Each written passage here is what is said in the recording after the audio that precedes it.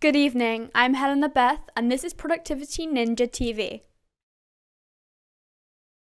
Tonight I'm joined by Matthew Brown, ponderer, poet, percussionist and Productivity Ninja. Good evening. Good evening, Mr. Brown. What is your message for us today? Well, it's hard in the modern workplace to put aside distractions and interruptions and to get down to the most important work. At Think Productive, we have a series of workshops that help with this. I can't replicate those workshops today, but I can give viewers a series of tips and tricks that may help. Go for it. Well, first, let's talk about purpose. When we're talking about how to set goals like a productivity ninja, what do we mean? Well, the first thing is to be absolutely clear about our purpose. What are we trying to achieve with goal setting? And the problem is this. In our day-to-day activities, we're really clear what we're doing. We're busy, we're running around, we're dealing with emails, we're answering calls, we're setting up meetings, we're travelling, all of that stuff. But what is not absolutely clear is how that fits in with our long-term goals. What are we trying to achieve in the long term? And these are higher level things. They're things we might be assessed on at work, they're family objectives, whatever it may be. So the point behind goal setting is not setting goals just for the sake of it, but to make sure what we're doing on a day-to-day basis is clearly aligned in what we're trying to achieve with our work and our life more widely. And what we find, particularly in one-to-one coaching at Think Productive, is that people who align these things very carefully are well set up for long-term success. So how do we map this out?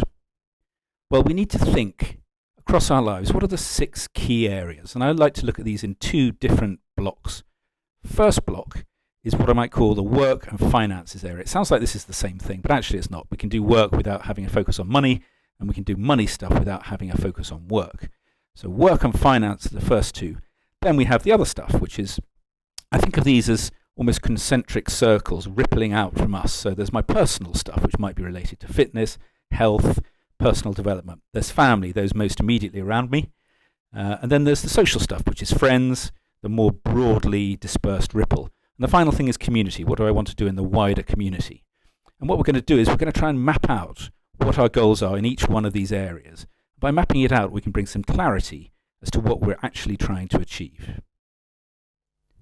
So let's take an example of how we might map out our area of work.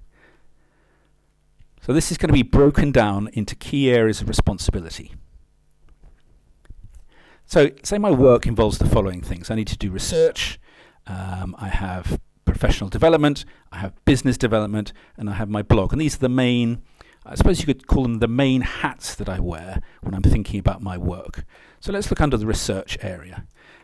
What we need to define under here is outcomes I'm trying to achieve, specific things defined in terms of the end objective. So outcome 1 might be publish a paper on X, Y, or Z. Outcome 2 might be start initial study on a second case. And these are all about defining things in terms of the end goals. And we'll have similar objectives under professional development, business development, and blog. And if we define these carefully in terms of the end goal, we'll map out under the hat of work all the things we're trying to achieve. So what's the purpose of breaking it down to the level that we're trying to break it down? Well, we've talked about key areas, and we might want to break down below that into different levels, if you like, different skins on the onion. First thing is theme. So I might call this hats. So under my work area, I have business development, professional development. Underneath that, I have projects. So I define those in terms of the end outcome. But what I'm really trying to get down to is the actions. What do I actually need to do next to deliver those project outcomes in each of those themed areas?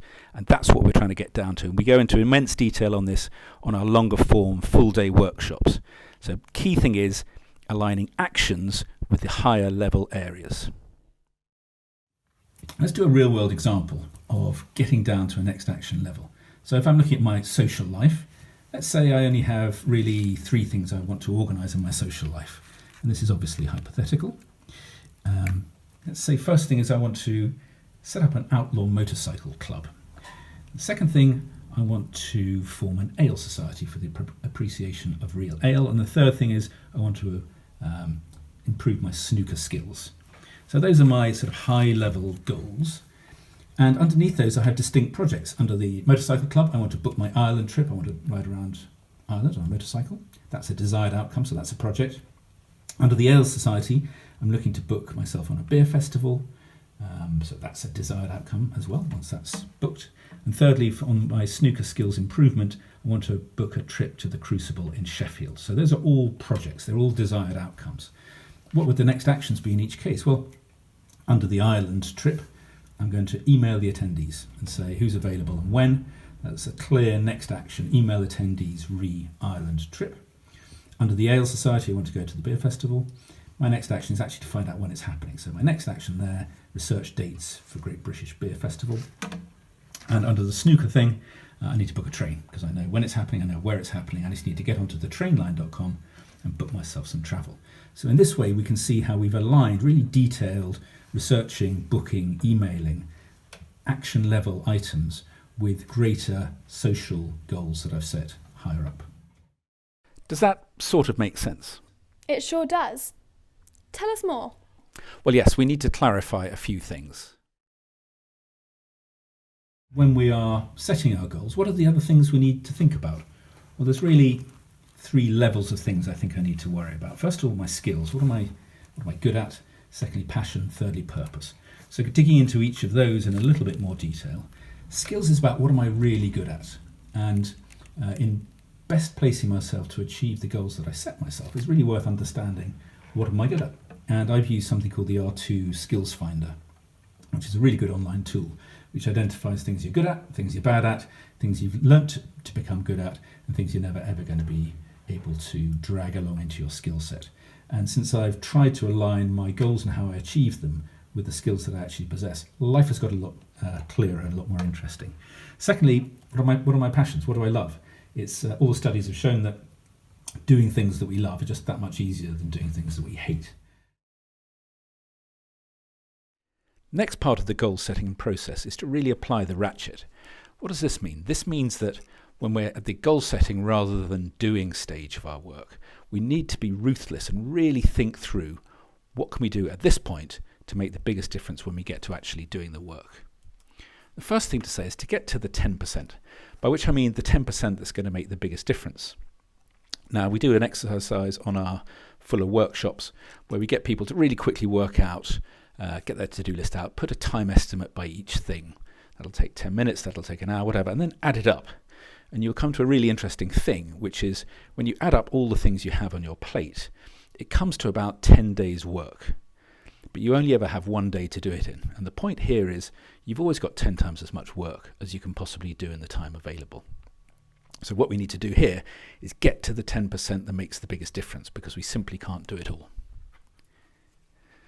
Second thing to think about is how do we deal with the 90% of our stuff that we can't effectively do in the day?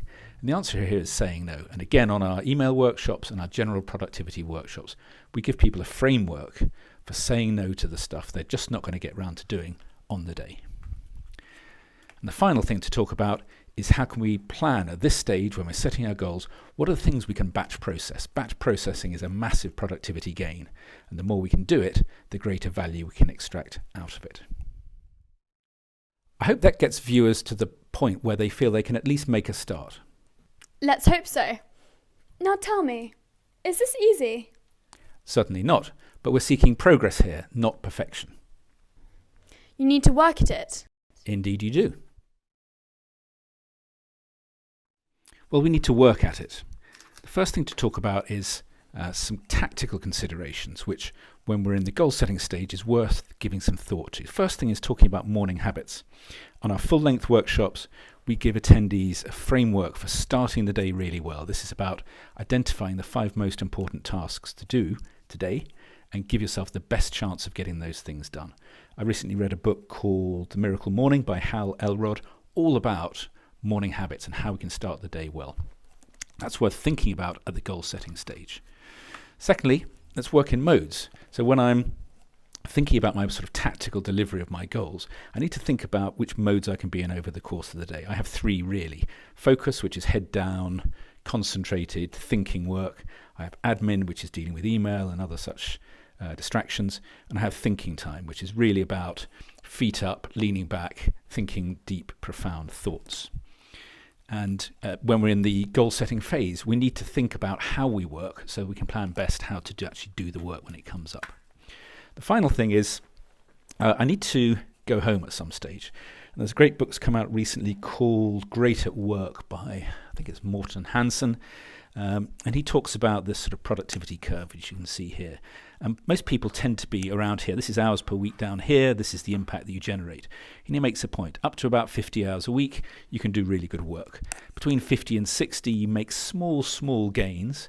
But after about 60 hours a week, you're really not making any progress at all. So my suggestion is, at this point here, go home. Now, how does that impact goal setting? It's because I know I just can't do everything. I have to plan the goals I'm going to achieve in line with the capacity I have to achieve them. So I try and achieve a very small number of very big goals, and that enables me to go home at 6 o'clock. Again, progress, not perfection. Well, that seems highly marvellous. Could you sum things up for us? Of course. In conclusion, we've talked about goal setting today. I just wanted to wrap up a little bit what we've talked about. This is really about mapping it out and aligning what we're trying to achieve with what we can do on a day-to-day basis. And when we're mapping, we really have to give consideration to a number of things. First of all, how can I break it down? How can I define my work, finances, personal, family, social, community? And how can I break down what I'm trying to achieve in those areas to give myself a good chance of getting it done? Mission is all about understanding what we're good at, what we care about, and what we can give the world. And applying the Ratchet is top tips for actually getting down to the most valuable stuff, the 10%. And finally, we have to work at this. I've said repeatedly, this is about progress, not perfection. No one achieves perfection. But if every day we can make a marginal improvement to what we're trying to achieve, moving towards goals that matter, we're going to be fine and we'll do what we need to do.